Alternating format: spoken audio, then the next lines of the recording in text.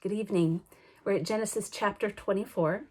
Last evening, we talked about how Abraham had sent his servant to find a wife for his son Isaac from among his own kinspeople, from his homeland.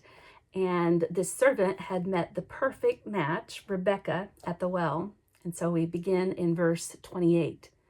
Then the maiden ran and told her mother's household about these things. Rebekah had a brother whose name was Laban, and Laban ran out to the man to the spring. When he saw the ring and the bracelets on his sister's arms, and when he heard the words of Rebekah his sister, "Thus the man spoke to me," he went to the man, and behold, he was standing by the camels at the spring. He said, "Come in, O blessed of the Lord. Why do you stand outside? For I have prepared the house and a place for the camels." So the man came into the house, and Laban ungirded the camels and gave him straw and provender for the camels, and water to wash his feet and the feet of the men who were with him. Then food was set before him to eat, but he said, "I will not eat until I've told my errand." And he said, "Speak on." So he said, "I am Abraham's servant. The Lord has greatly blessed my master, and he has become great. He has given him flocks and herds, silver and gold, men servants and maidservants, camels and asses. And Sarah, my master's wife, bore a son to my master when she was old, and to him he has given all that he has. My master made me swear, saying, 'You shall not take a wife for my son from the daughters of the Canaanites in whose land I dwell. But you shall go to my father's house and to my kindred, and take a wife for my son.' I said to my master, 'Perhaps the woman will not follow me.' But he said to me, 'The Lord before whom I walk will send his angel with you and prosper your way, and you shall take a wife for my son from my kindred and from my father's house. Then you shall be free from my oath when you come to my kindred, and if they will not give her to you, you shall be free from my oath. I came today to the spring and said, O Lord, the God of my master Abraham, if thou wilt prosper the way which I go, behold, I am standing by the spring of water. Let the young woman who comes out to draw, to whom I say, Pray, give me a little water from your jar to drink, and who will say to me, Drink, and I will draw for your camels also. Let her be the woman whom the Lord has appointed for my master's son.'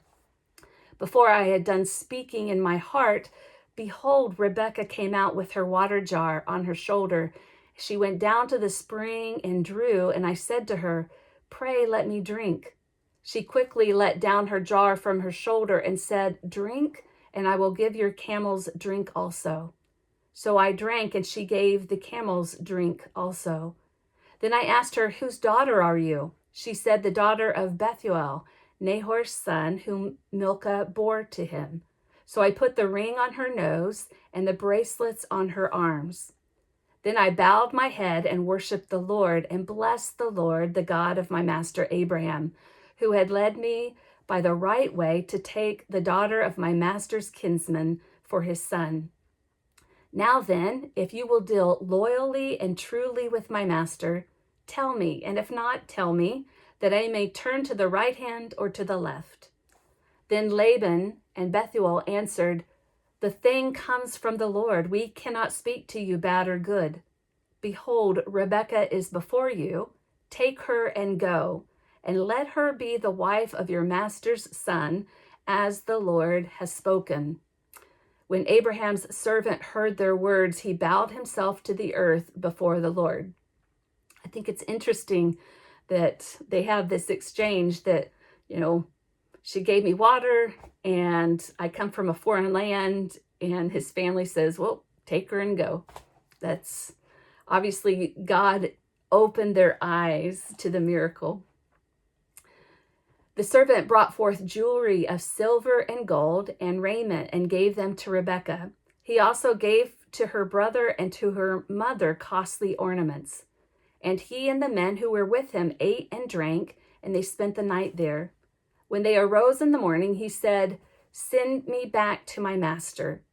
Her mother and her brother and her mother said, "Let the maiden remain for us, remain with us for a while, at least 10 days. After that she may go." But he said to them, "Do not delay me, since the Lord has prospered my way. Let me go, that I may go to my master." They said, "We will call the maiden and ask her." They gave her the choice, which I think is good, that in one day she's to make the choice to leave her family basically forever. They called Rebekah and said to her, "Will you go with this man?" She said, "I will go." So they sent away Rebekah, their sister, and her nurse, and Abraham's servant and his men. And they blessed Rebekah and said to her, "Our sister be the mother of thousands of 10,000s, and may your descendants possess the gate of those who hate them." Then Rebekah and her maids arose and rode upon the camels and followed the man. Thus the servant took Rebekah and went his way. Now Isaac had come from Beer Lahai Roi and was dwelling in the Negev. And Isaac went out to meditate in the field in the evening, and he lifted up his eyes and looked, and behold, there were camels coming. And Rebekah lifted up her eyes, and when she saw Isaac, she alighted from her camel and said to the servant, "Who is the man yonder walking in the field to meet us?" The servant said, "It is my master." So she took her veil and covered herself. And the servant told Isaac all the things that he had done.